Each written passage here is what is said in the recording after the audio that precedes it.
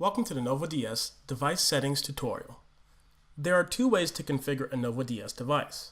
One, manually by connecting a USB mouse or keyboard to the NovoDS and navigating the home screen manually, or by using the NovoDS software over the network. On the top right-hand side, you'll see the network connection information, upcoming playlists, your preloaded demo playlist, your device settings, current clock, and your firmware version on the lower right-hand side. Clicking on the Wi-Fi button, you'll see the Wi-Fi settings, your display settings where you can set your resolution, even get into scaling, which will adjust the screen size to fit your HDMI display. We also have the ability to enable or disable HDMI CEC control. On the settings tab, you'll see the screen orientation, which will allow you to change from landscape to portrait mode, the autoplay setup, where you could select your auto start playlist, and microSD card boot up behavior. The settings protection, where you could set a device password, and the ability to update the firmware. Next, let's show how to connect to a device via the NovoDS software. First, select your player. Press on the connect button and you'll see the other buttons will become highlighted.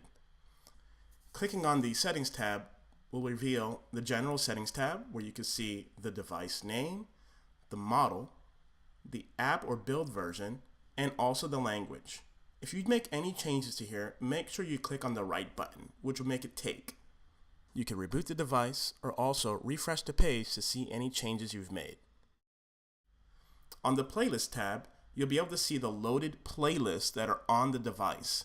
You're also able to manage these by deleting them from the software.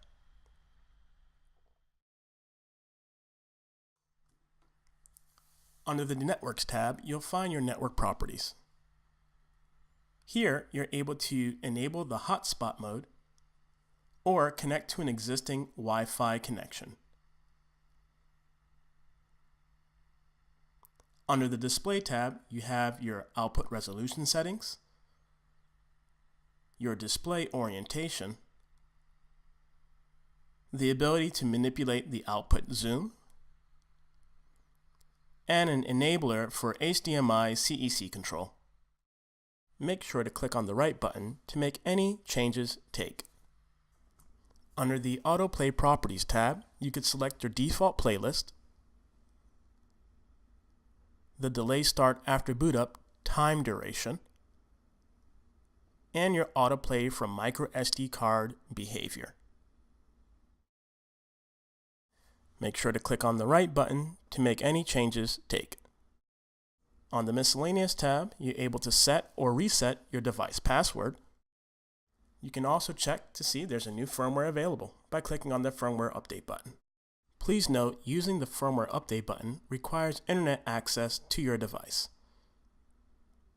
This concludes our tutorial. If you would like more information, please visit our website.